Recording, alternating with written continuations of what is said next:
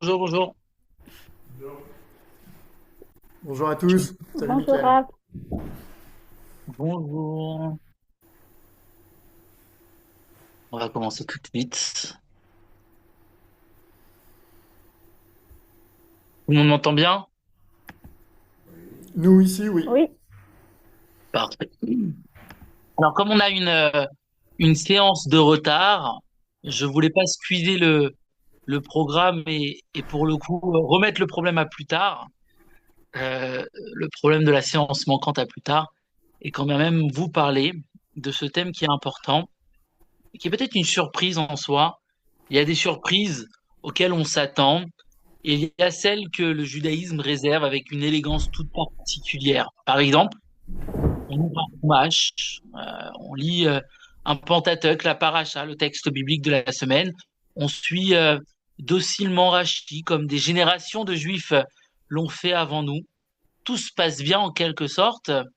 On est en terrain connu, la Torah, Rashi, Troyes, la Champagne, le XIe siècle. Un univers qui sent davantage le parchemin que la rigueur du pshat, euh, que les souks de Damas et les bibliothèques de Cordoue. Et puis soudain, au détour d'un verset, Rachi écrit en substance ce mot-là, regardez du côté de l'arabe. Et là, forcément, il y a quelque chose qui se passe dans l'esprit du lecteur. On relève la tête, on relit une deuxième fois, on se demande si on a bien vu. Parce qu'après tout, Rachi, dans l'imaginaire collectif, bah, c'est Troyes, c'est pas le Caire. C'est la Champagne, c'est pas le califat. Ce sont les ruelles du nord de la France, pas la Médressa, pas les madressas d'Andalousie. Alors la question surgit presque naturellement avec ce mélange de curiosité sincère et de scepticisme dont nous avons le secret. Depuis quand Rachi parle-t-il l'arabe?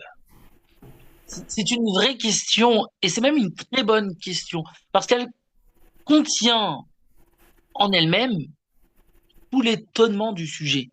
Nous avons tellement l'habitude de lire Rachi comme une évidence, comme un paysage familier qu'on oublie parfois et peut-être un peu trop souvent d'en mesurer ce qu'il a d'étrange, de déconcertant. Et parmi ces étrangetés,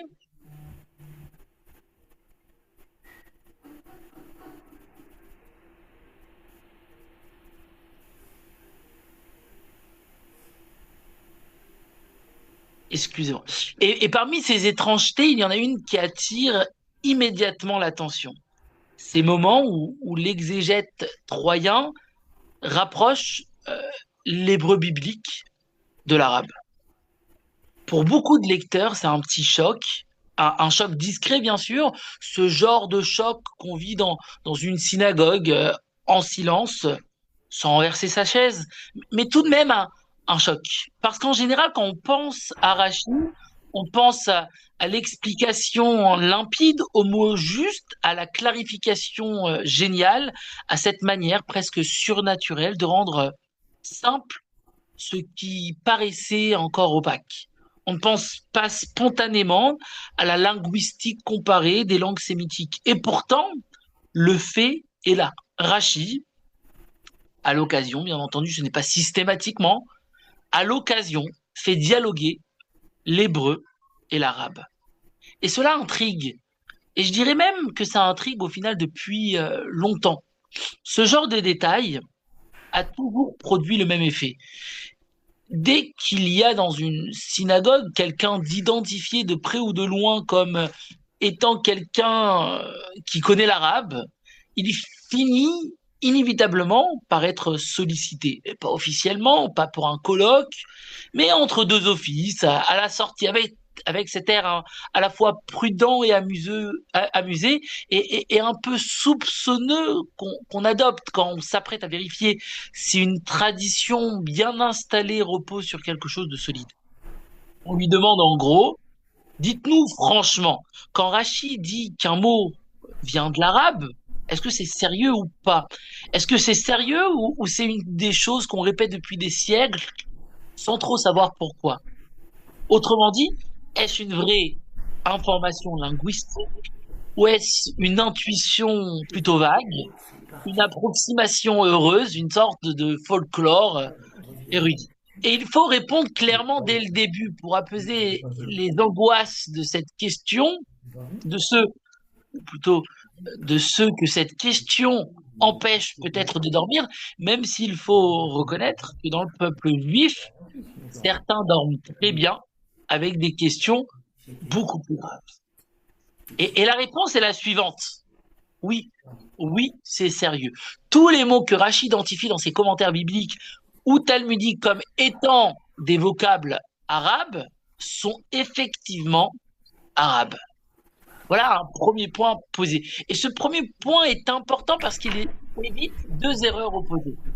La première erreur consisterait à imaginer un Rachi orientaliste de haut niveau, maître des subtilités de la philologie arabe, capable de disserter sur les dialectes, les racines, les formes verbales et les sgoles grammaticales. Il ne faut pas exagérer. Rachi n'est pas ce grand linguiste des langues, de la langue arabe. La deuxième erreur serait à l'inverse de penser qu'il s'agit de remarques fantaisistes, de rapprochements arbitraires, de coïncidences sonores transformées en science. Ce ne serait pas juste non plus de donner cette idée ou cette théorie à Rachid. La vérité est beaucoup plus fine. Et comme souvent chez Rachid, plus fine veut aussi dire beaucoup plus intéressante. Mais avant même d'entrer dans cette finesse, il faut prendre conscience d'un point presque plus surprenant encore. Cette question n'est pas neuve. On pourrait croire qu'il s'agit d'une curiosité moderne, d'un sujet inventé par quelques universitaires qui, ayant déjà étudié les grands thèmes de Rachi, se seraient mis à chercher des angles encore plus rares, plus spécialisés, plus savants. En somme, le genre de sujet dont on parle très sérieusement pendant une heure ou un peu plus devant un public qui n'oserait jamais demander pardon, mais au fond, pourquoi est-ce si important? Non, pas du tout. Le sujet est ancien. Cela veut dire que même chez un auteur aussi étudié, aussi commenté, aussi familier que Rachi, il reste, il reste des angles qui nous obligent à déplacer notre regard. C'est d'ailleurs une constante dans l'étude des grands maîtres. Rachi fait partie de ces auteurs que l'on lit très tôt, très souvent, presque avec innocence. On le lit enfant, on le lit adolescent, on le lit adulte, on le cite, on l'entend. On croit presque qu'il a toujours été sur la page, comme s'il faisait partie du texte lui-même, et puis un jour, il nous surprend.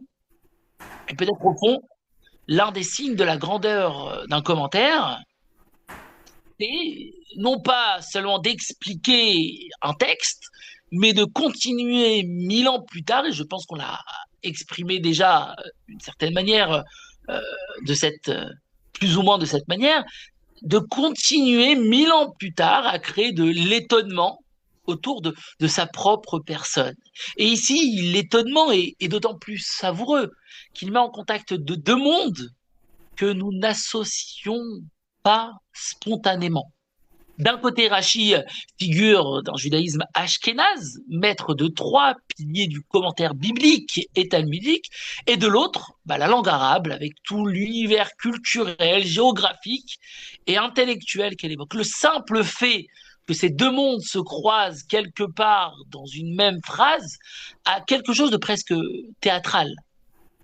Et parce que dans le judaïsme, nous savons très bien qu'un détail apparemment marginal peut ouvrir des perspectives immenses. Et après tout, c'est toute notre méthode. Nous sommes capables de passer 3/4 d'heure sur un mot, sur une particule, sur une répétition, sur une anomalie grammaticale. Alors, quelques mots d'arabe chez Rachi, franchement, ce serait presque de la paresse intellectuelle de ne pas s'y arrêter.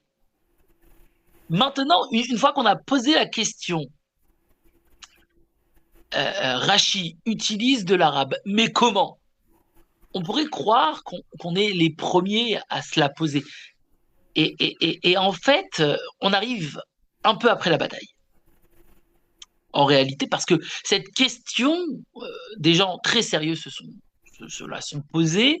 Et comme souvent dans le judaïsme, ça commence par une revue. Pas n'importe laquelle, la revue des études juives. Alors, ce nom, il donne une certaine forme de tonalité. On comprend qu'on va pas parler de recettes de cuisine ou bien de météo. On est dans un univers où des gens écrivent des articles de 40 pages pour répondre à une question que personne n'a jamais vraiment osé de la poser. Mais que tout le monde aurait dû poser. Et c'est là, sur ces pages, qu'apparaît la première grande enquête sur le sujet. Un article au titre absolument irrésistible, et je pèse mes mots, recherche sur les comparaisons de l'hébreu avec l'arabe chez les exégètes du nord de la France. Alors évidemment, ce n'est pas le titre, le genre de titre qui déclenche une standing ovation dans un dîner. Mais derrière ce titre, il y a un homme, Simon Eppenstein, à ne pas confondre.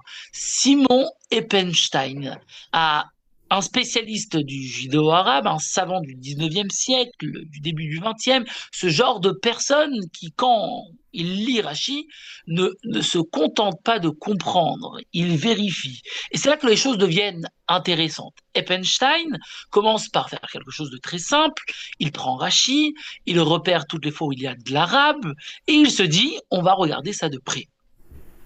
Et c'est là comme un réflexe talmudique, il ne s'arrête pas à la surface. Il ne se dit pas « Ah, c'est écrit, donc c'est vrai ». Non, il pose immédiatement une question, une vraie question, la seule vraie question qui vaille, dérangeante. Est-ce que tout ce que nous lisons dans Rachi est vraiment de Rachi? Et là, silence, parce que là, on touche à quelque chose de sensible. C'est le moment dans une salle d'études où quelqu'un lève la main et dit « mais on est sûr du texte ». Et là, en général, il y a deux types de réactions. Ceux qui répondent, bah, bien sûr, c'est Rachi, c'est imprimé, c'est écrit, point à la ligne, next, on change de sujet. Et ceux qui commencent à sourire parce qu'ils savent que l'histoire du texte est toujours un peu plus compliquée. Eppenstein appartient clairement à cette seconde catégorie. Il connaît les manuscrits, il connaît la transmission de ces derniers, il sait une chose fondamentale. Un texte médiéval n'est jamais totalement innocent. Pourquoi? Parce qu'entre le moment où Rachi a écrit et le moment où nous lisons, il y a des copistes, il y a des élèves, il y a des lecteurs, des annotations en marge, des corrections, des ajouts, des oublis. Autrement dit, une petite vie communautaire autour d'un texte. Et parfois, disons-le avec une certaine douceur, les copistes ne se contentent pas de copier. Ils aident, ils améliorent, ils complètent, ils disent, tiens, ici on pourrait peut-être ajouter telle ou telle explication. Et quelques générations plus tard, l'explication est devenue Rachi. Donc Eppenstein pose cette hypothèse suivante, et si certaines des références à l'arabe n'étaient pas vraiment de Rachi. Alors, pas toutes, mais certaines, des sortes d'ajouts tardifs, des interpolations, des mots techniques. Mais l'idée est simple. Quelqu'un, quelque part, a ajouté quelque chose et ça a fini à rentrer dans le texte. Ça a fini à devenir Rachi. Évidemment, on ne peut pas rester au stade de l'intuition. Il faut prouver. Et là, Eppenstein fait quelque chose de très élégant. Il cherche un critère fiable, une sorte de point d'appui, une référence. Et il la trouve dans un manuscrit très célèbre, le manuscrit de Munich. Le manuscrit de Munich, c'est un petit peu le Graal du commentaire de Rachi, ce texte qui est considéré, qui comporte l'ensemble du commentaire de Rachi et qui est considéré comme particulièrement authentique, une sorte de version premium avant l'imprimerie, et Eppenstein adopte une règle très simple et très concrète. Si une remarque, si un commentaire de Rachi n'apparaît pas dans ce manuscrit, bah, ça devient suspect. C'est radical, c'est surtout très efficace, et les résultats arrivent. On prend un exemple, par exemple, un exemple que tout le monde connaît si on a ouvert Genèse 25, verset 20, Padan Aram. Padan Aram, c'est le nom d'une contrée dans le Kénaan biblique de l'époque. Et là, dans certaines versions de Rachi, on lit une explication. Padan, donc mot de l'hébreu, voudrait dire champ, le champ de Aram. Parce qu'en arabe, et c'est ça ce qui est marqué, c'est ce qui est inscrit, parce qu'en arabe, le champ se dit Fedan. Alors, je n'aurai pas la prononciation adéquate, mais encore une fois, c'est vrai. Alors, c'est plutôt, si vous cherchez dans l'arabe parlé d'aujourd'hui, la quantité, la mesure d'un champ, la mesure utilisée pour quantifier la superficie d'un champ, mais c'est bien entendu le champ lexical du champ. Alors oui, l'arabe, c'est vrai, l'arabe confirme, tout semble parfait, sauf que cette remarque n'apparaît pas dans le manuscrit de Munich. Alors, surtout, magnifique détail, dans le commentaire de Rachi, la langue arabe n'est pas appelée Lachon Aravi, un langage d'Orient arabe, mais plutôt Lachon Ishmaël, la langue d'Ismaël. Or, Rachi ne parle presque jamais comme cela. Il dit plutôt Lachon Aravi. Langue d'Ishmaël, c'est typique d'un autre grand commentateur, le Ibn Ezra. Et là, Eppenstein fait ce que tout bon talmudiste ferait, il met les pièces du puzzle ensemble. Une expression qui ne ressemble pas à Rachi, une idée qu'on retrouve chez Ibn Ezra, une absence dans le manuscrit le plus fiable, conclusion, probablement ce n'est pas de Rachi. C'est un emprunt, un petit copier-coller médiéval.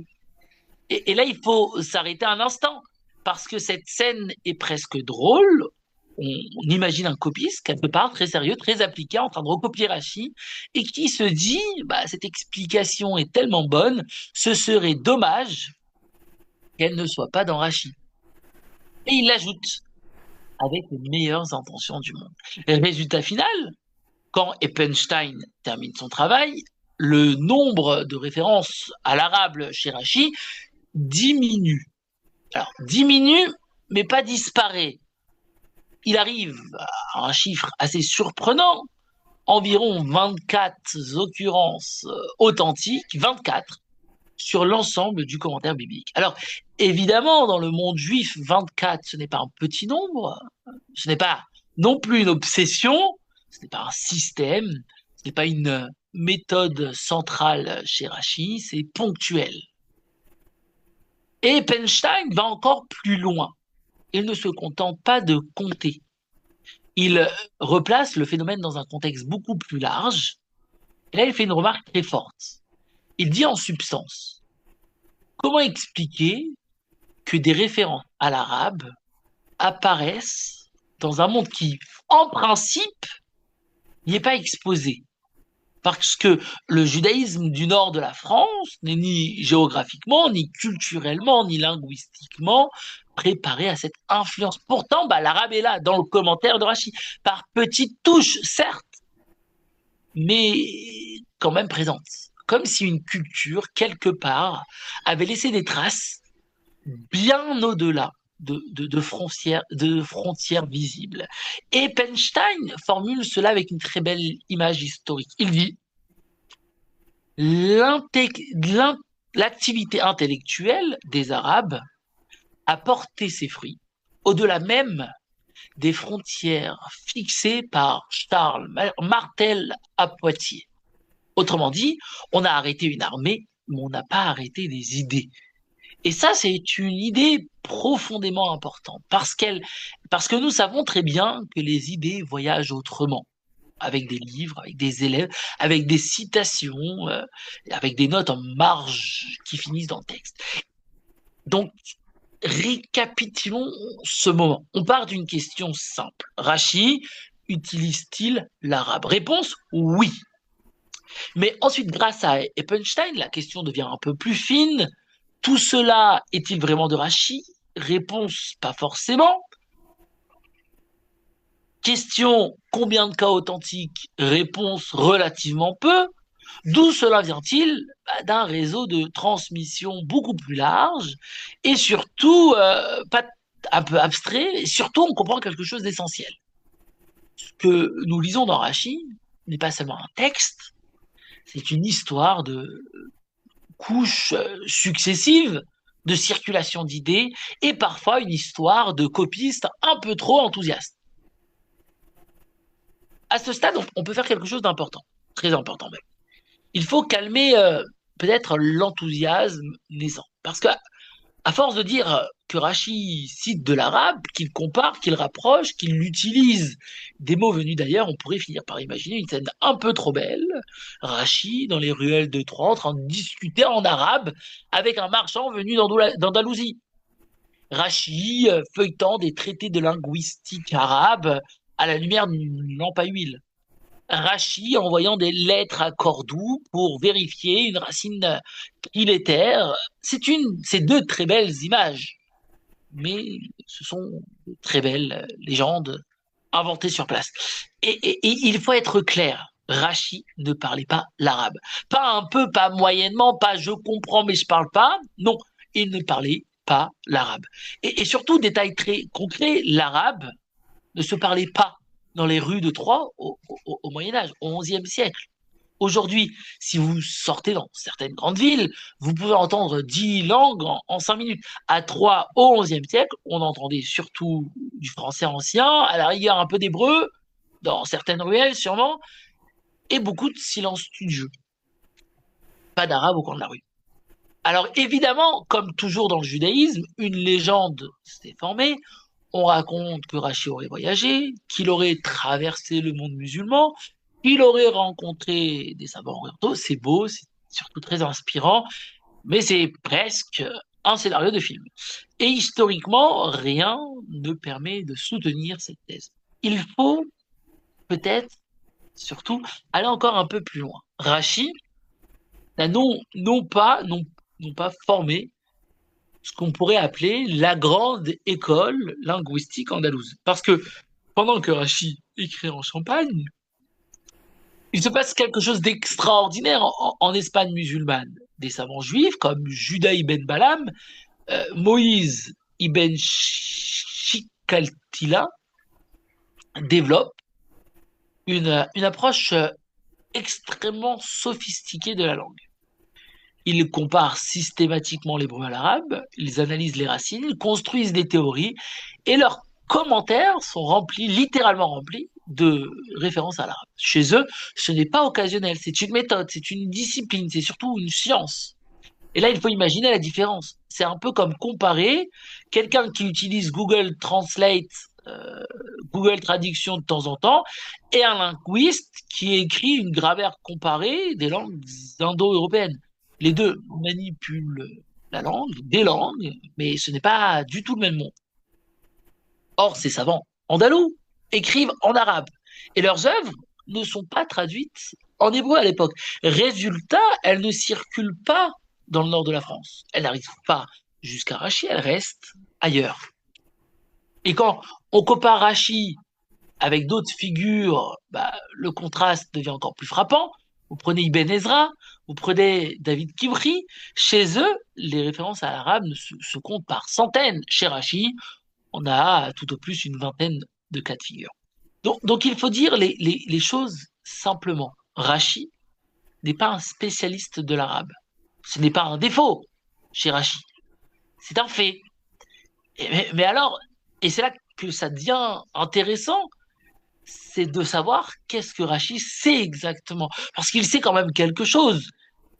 Et là intervient une observation absolument délicieuse, presque touchante. Dans le traité Sanhédrin, à la page 82b, Rachi commente un mot mystérieux de la Bible, des Proverbes au chapitre 31. Un mot difficile, obscur, Alkoum. Pas Alikoum, mais Alkoum. C'est un mot écrit en hébreu. Ce genre de mot qui, dans une yeshiva, dans une école talmudique, déclenche immédiatement une discussion de 45 minutes. Et Rachi propose une explication. Il dit en substance, ce mot est en arabe. Alors très bien, jusqu'à là tout va bien, mais il ajoute un détail, parce que les mots arabes commencent par al. alcool, par exemple. Silence, parce que là, on sent quelque chose qui cloche. C'est un peu comme si quelqu'un disait, ce mot est en français, parce que les mots en français commencent par le. Évidemment, pour quelqu'un qui connaît l'arabe, c'est très approximatif. Et c'est précisément ce qui est intéressant. Parce que cette phrase nous révèle quelque chose de très précieux. Rachi a une idée partielle. Il a capté quelque chose de réel. Le hal existe, mais il n'en a pas une compréhension structurée. Autrement dit, Rachi ne connaît pas la langue. Il connaît des fragments de la langue, des échos, des morceaux, des indices. Et c'est là que la question devient passionnante parce que on peut se poser cette question, il faut se poser cette question. Comment ces fragments sont-ils arrivés jusqu'à lui? Parce que les mots ne tombent pas du ciel, ils circulent, certes, ils voyagent, certes, ils passent de main en main, de livre en livre, de maître en élève, mais il faut comprendre le voyage. Et c'est là qu'apparaît une figure un peu essentielle, un personnage un peu mystérieux, Moïse Adarshan de Narbonne. Moïse, le rabbin, si vous voulez, de Narbonne. Narbonne, déjà, géographiquement, c'est pas l'Espagne musulmane, mais c'est un peu plus proche de l'Espagne musulmane. Beaucoup plus proche de centres intellectuels où l'arabe circule. Moïse Adarshan joue probablement ce rôle de passeur, ce rôle d'intermédiaire. Quelqu'un qui reçoit les idées du monde judéo-arabe et qui les transmet vers le nord. Malheureusement, son grand ouvrage, le Yesod, livre qui s'appelle le Yesod, il n'a pas survécu. Donc on ne peut pas vérifier directement. On est un peu comme des archéologues qui reconstruisent à partir d'indices. Les indices sont là, ils pointent vers deux types de transmission, un savoir personnel lié à la proximité avec l'Espagne musulmane, des emprunts à des œuvres antérieures, et là des noms apparaissent comme Judah ben Kharash, Dounash ben Labrat, Menachem ben Sarouk et d'autres. Et parmi ces noms, il y en a un qui revient souvent. Dounash Ben Labrat. C'est presque le fournisseur officiel des références arabes, en langue arabe, dans le texte de Rachid. 5 des 24 viennent explicitement de lui, 4 explicitement de sa critique, une autre de Menachem, une autre explicitement de Moïse Adarshan de Narbonne. Autrement dit, Rachi ne crée pas ex nihilo, il transmet. Prenons un autre exemple, assez intéressant, on arrive à la Pâque juive, dans Exode 12, au chapitre 12, verset 9, la Torah nous dit que la viande de la veillée pascale, alors plutôt de la Pâque juive à l'époque du temple, aujourd'hui on n'a plus de temple, les prescriptions restent, mais pas toutes. Mais pour ce qui est de ce moment assez important, la viande de ce moment pascal ne doit pas être mangée na. Littéralement, ce que ça veut dire, ce que ça évoque, pas assez cuite, crue. Et Rachid explique ce que ça veut dire, ce qui n'est pas suffisamment rôti, grillé, est appelé na en arabe. Très bien. Mais cette idée existe déjà dans un texte de Dounash Ben Labrat, qui lui-même discutait une autre interprétation. Donc Rachid n'invente pas, il s'inscrit dans une chaîne. Et là, on commence à voir apparaître une image très différente. Rachid n'est pas un linguiste isolé, c'est un carrefour, un point de passage, un endroit où les traditions, les idées, les fragments de savoir viennent se déposer. Et maintenant, on peut parler, on peut conclure, on peut parler d'un autre homme, beaucoup plus proche de nous, un certain rabbin, pas seulement rabbin, qui a aussi une certaine carrière universitaire, le grand rabbin Maurice Libert, et qui dit en substance la chose suivante. Rachi ne fait pas de philologie. Il ne construit pas une théorie. Il ne maîtrise pas ses langues. Il fait avec l'arabe, ce qu'il fait aussi avec les langues slaves. Il utilise de manière ponctuelle, anecdotique, pragmatique, et pourtant, c'est là que réside la beauté, parce que malgré tout cela, malgré l'absence de formation, malgré l'absence de contact direct, malgré les limites évidentes, Rachid va chercher ailleurs. Il ouvre une fenêtre. Il se dit, peut-être que ce mot est clair avec une autre langue. Hilibert conclut avec cette phrase magnifique, une phrase qu'il faut entendre presque comme un hommage. C'est parce que la civilisation arabe était présente chez lui. Ce n'est pas, excusez-moi, ce n'est pas parce que la civilisation arabe était présente chez lui. C'est précisément parce qu'elle ne l'était pas que le fait d'y recourir révèle quelque chose de profondément admirable. Une curiosité, une ouverture, et ce que Maurice Libel appelle une intelligence en mouvement. Et c'est peut-être cela, au fond, la leçon, pas que Rachid savait parler l'arabe, mais que Rachid était prêt à apprendre de ce qu'il ne connaissait pas. Et là, il y a un paradoxe assez savoureux. Le commentaire de Rachid écrit à Troyes, en Champagne, va voyager partout. Il est traduit en latin au Moyen-Âge, puis en français, un peu plus proche de nous, en 1700 déjà, en anglais, en allemand, et surprise, aussi en arabe. Oui, Rachid en arabe, alors que même au départ même, il ne parlait pas cette langue, au même titre qu'il ne parlait pas le français que nous parlons, au même titre qu'il ne parlait pas l'allemand, quoique, et qu'il ne parlait surtout pas l'anglais. Mais ce qui est encore plus intéressant, c'est que le monde judéo-arabe, au départ, ne s'y intéresse pas vraiment. Les grands exégètes rationalistes trouvent Rachid trop homilétique, on l'a déjà dit, pas assez scientifique, pas assez rationnel. En quelque sorte, ils passent leur chemin. Il faut attendre le fils de Maïmonide pour voir Rachid apparaître timidement dans ce monde-là. Et puis lentement, le mouvement s'inverse, la connaissance de l'arabe classique décline, les grands auteurs andalous s'éloignent, Rachid, lui, reste accessible, clair, transmissible. Résultat, même dans le monde arabe, on commence à expliquer la Torah avec Rachid. Alors, parfois en arabe dialectal, parfois dans des commentaires un peu plus populaires, comme si Rachid finalement avait trouvé un moyen, le moyen d'entrer dans une langue qu'il ne parlait pas.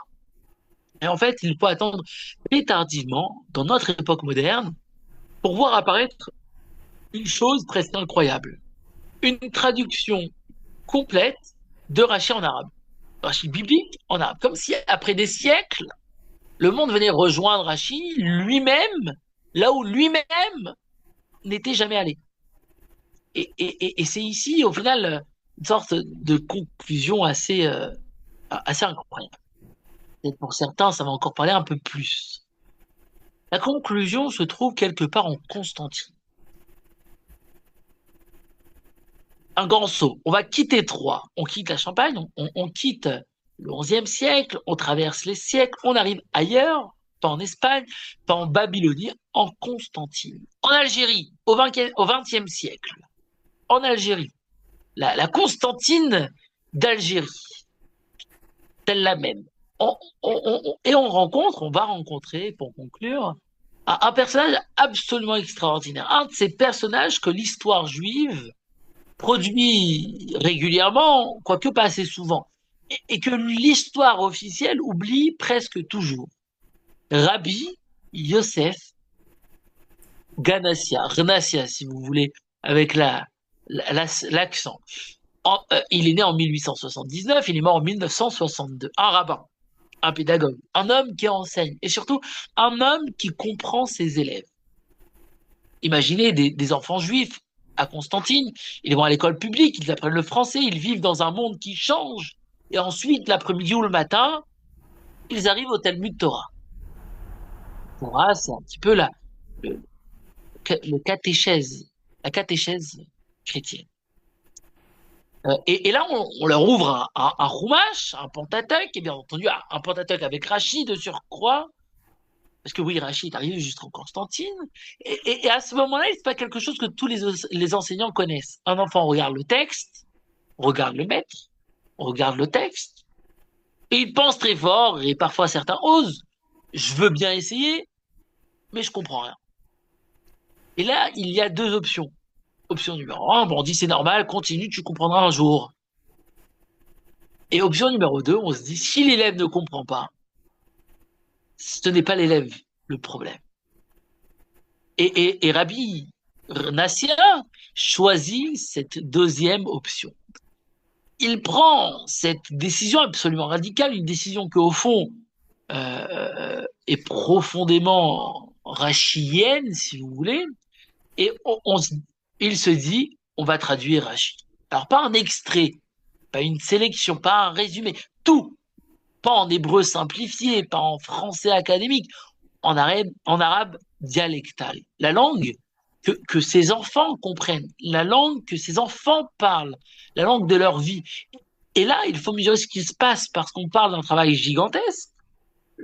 Rabbi, tout d'abord dire que Rabbi Renassia n'est pas un auteur occasionnel, c'est une machine, plus de 130 ouvrages. Il traduit la Bible, les psaumes, la Mishnah, le Rif, le Shulchan Aruch, Maïmonide. Il écrit même un célèbre dictionnaire arabe-hébreu, le premier depuis le Moyen-Âge.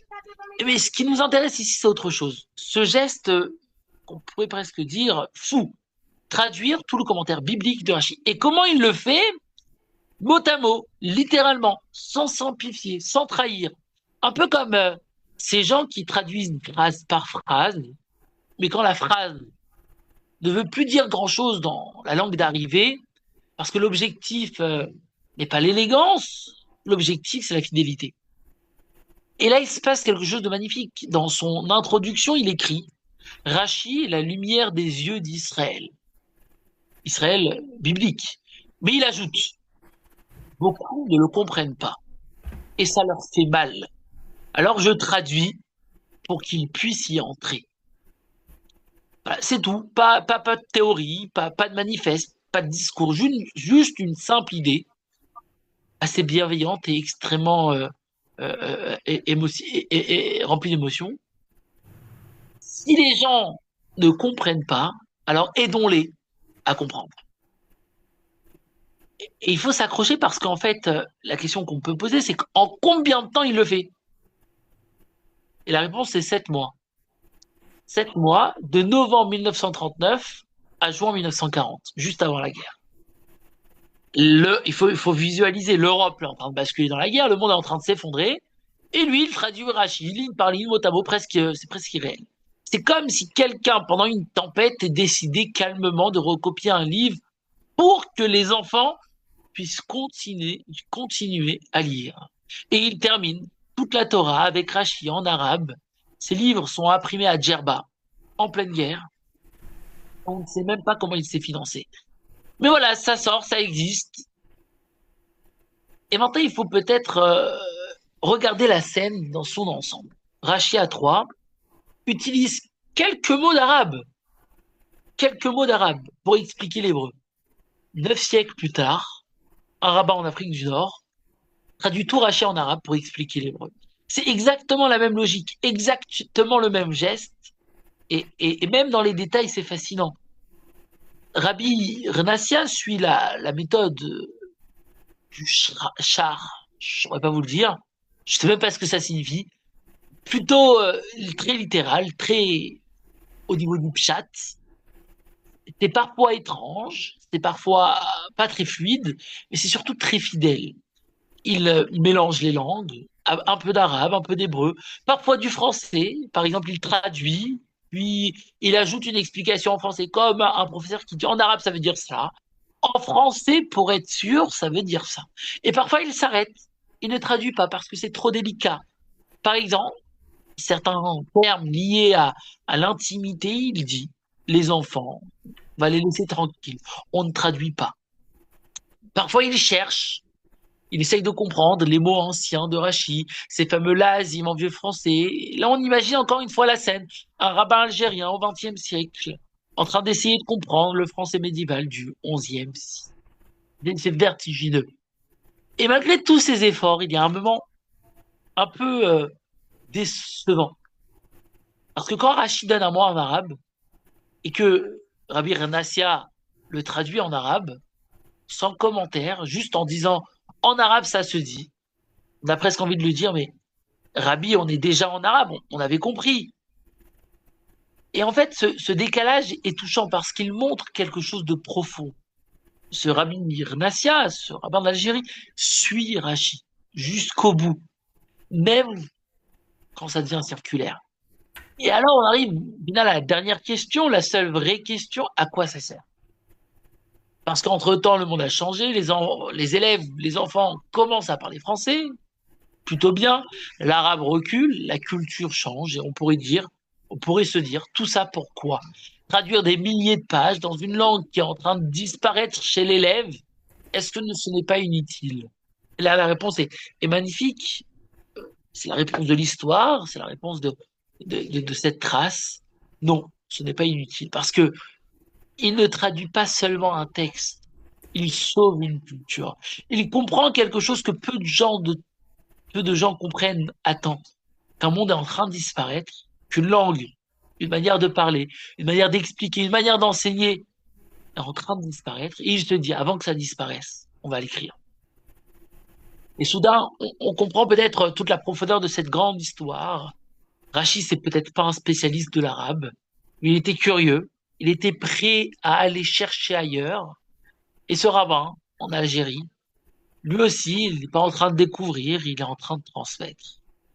C'est au fond la même chose. Refuser que le texte devienne inaccessible, refuser que la Torah devienne silencieuse, ce livre rangé dans une bibliothèque, refuser que la langue soit un mur. Et peut-être au final, c'est là que toute notre histoire tient, dans le fait de parler parfaitement toutes les langues, non, non, pas dans le fait de parler parfaitement toutes les langues, mais dans le fait de toujours chercher un moyen, comment faire passer le sens d'une langue à une autre. C'est exactement ce que Rachi fait, c'est exactement ce que ce Rabbi Renassia a fait à 9 siècles de distance. Et nous, dans tout ça, on est un petit peu entre les deux, un petit peu après, un petit peu avant. Mais voilà, voilà l'histoire, la grande histoire de ces quelques mots en arabe du commentaire de Rachi. Alors, il y a un commentaire de Monsieur Collin. Bonjour Monsieur Collin, j'espère que vous allez bien. Merci pour vos vœux. On espère aussi. Il y a des questions dans la salle ou dans le Zoom. Dans la salle, non, je vois que le message m'était aussi adressé. Bonjour Bruno. Mais oh, Philippe, est-ce que vous avez une question pour Michael? Euh, si, si tu peux me envoyer sur le texte, je peux mieux comprendre. Oui, Mélodie avec son accent hollandais, que si tu peux Excusez-moi. lui envoyer le texte, il pourra mieux comprendre. Oui, Mais c'est disponible en replay, donc tu pourras regarder Ah, ok. comme tu veux. Ok, merci. Mais c'était intéressant, merci. Donc voilà, t'as les félicitations de Méno, c'était très intéressant. bonjour Bruno. Et Philippe Bonjour. aussi, Philippe aussi. Donc Bonjour. moi, ici sur place, je n'ai pas Nice. de questions, pas davantage de questions. Bah, si on Zoom aussi, en tout cas, voilà. C'était un plaisir de nous revoir, de voir quelques visages familiers et, euh, et à la semaine prochaine. Salut Mickaël, à Merci, très hein. vite et Salut. à la semaine prochaine à tous. Au revoir. Bye bye.